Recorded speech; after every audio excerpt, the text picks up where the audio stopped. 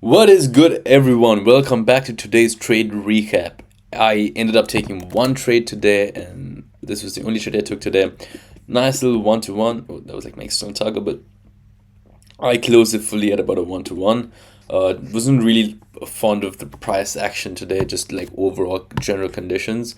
And let me go over today's thought process, the bias, and all the good stuff. All right. So starting on the high time frame, obviously if you really look at the higher time frame, like I'm talking the daily time frame, yes, we are definitely trading bullish. But then coming into the day, I was leaning a bit bearish, and the main reason being, I really liked how price is kind of forming this sell model on ES and on NQ. So I was kind of hoping for us to finish it until the sell side liquidity. And maybe potentially all the way down here as well. But I was just trying to aim for this sell side. And given the way price action was moving today, overnight we were making definitely we were in a lower trend because of we're respecting this bearish gap, and we're clearly respecting bearish PD arrays and disrespecting bullish PD arrays. So that means we should trade lower. So going down to the lower time frame, and let me play this back. At 9:30 was right about here.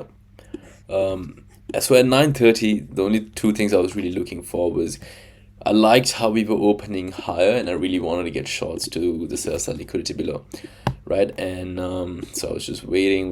Nothing really clean, so I didn't really like the way we wicked into this, and we also had a 5-minute gap below, which would have been a break-even point for me, but you could have potentially taken your trade over here, but it's just like, yeah, we inverse the 2 minute, 1 minute. We pretty much inverse every single time frame, but the only problem with that was, bro, I don't know. I just knew like we were gonna get break even. I was just not fond of this 5-minute gap. Like this is too bait for me. Like the only way I was looking for shorts was we disrespect the 5 minute, get some sort of pullback, and then we target the sell side. Right, so I personally faded it, but you could have taken it. I think it did play out, so you could have taken it, but you would have been a break even anyway. And finally, this is very important. So I was targeting this sell liquidity, but also keep in mind that we were inside this little rejection block, and we had this low which respected the rejection block, which got swept by Nasdaq today, and we got a strong rejection off of it. And so in my head I was like, okay, this could either be a rebalance, so we take out all of this and then we come back to the main target below, or we could just reject off of here and keep trading higher. And also keep in mind, rejection blocks work just like any PD array. So any highs and lows inside rejection blocks getting swept is a strong drawn liquidity. So it makes sense if you truly want to be bullish, getting a reaction off of here, completely fine. And a lot of people in my Discord as well, and I was telling them, like, the only reason I'm fading this 1 minute, the only reason I'm fading this 1 minute over here is because this is not enough confirmation, especially my main target is here. This could easily just flip back, right? So usually for reversals, I look for a strong displacement candle, then I want some sort of failure swing low, and then displacement out of it. And I'll get to that because we ended up just chopping around, chop. So your other entry would have been this. I literally called this out as well. I was not a fond, I was still not planning on taking it, but yeah, definitely you could have banked on this trade. I think this is a really good trade. But I would have stopped at break even because I would have targeted this high, or given these conditions I may have even gone for a 1-to-1.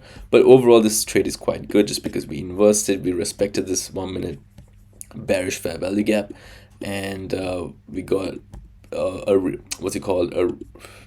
retest. We tested into it, and we got a recovery candle, engulfing candle from that. So it's a good sign of price reversing. But either way, I faded it and was just waiting. And I was also not a big fan of the way the 5 minute was just like, bruh, no gaps at all.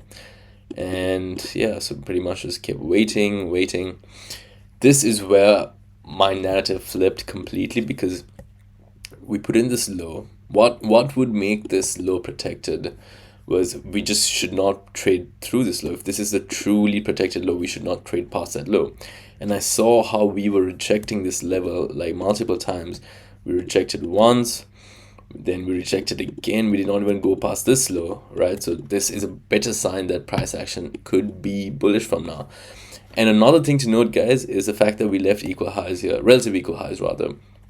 Instead of taking out this high, price just wanted to dump out of nowhere and then just generate more liquidity. Sus for bearish price actions, which is why I was leaning a slightly tiny bit bullish.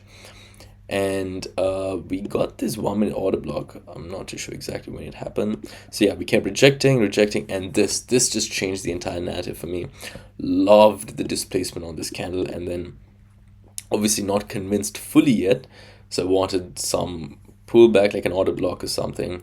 And finally, I could have taken my entry over here, but the only problem with this is we didn't get a closure, so I personally faded it. But I think the highest time frame was 2 minutes, so you could have entered anyway. But I kind of like seeing 1 minute gaps get disrespected as well, because recently I've seen, like, though we inverse the highest time frame inversion, we end up respecting the 1 minute and then just like stopping you out. Anyway, I love the reaction we got from this bullish order block. It was very clean in my opinion. We wicked into the gap, and we also like respected the order block completely. So I said any displacement candle coming out of this, I'm gonna be taking it, and which is where I took my entry. My entry was a bit scuffed, I can't lie, because my stop was here, my entry was over there. Initially I wanted like an entry, something like this, where I can just get a 1-to-1 over here, because given equal highs can just like easily reject you. But then my entry was so bad, and I knew we were not going to pull back, so I was not going to set a limit order as well, because just given the displacement we're getting, there is no reason to like pull back over here. And yeah, so I think the next candle was the break even, so I went break even right there and just went for a 1-to-1, guys. Like, I wasn't really convinced to target this high.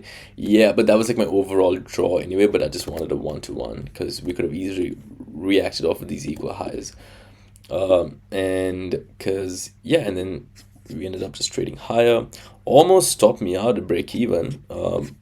We came down so low, and then we just like respected that, and from here I was confident that okay, the trade's gonna play out.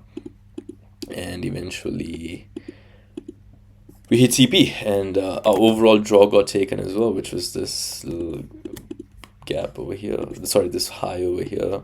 So if you play it out, price should have hit it. Yeah, but yeah. And also guys, before I do go, P&L's key. If now you guys might be thinking I'm capping. P&L.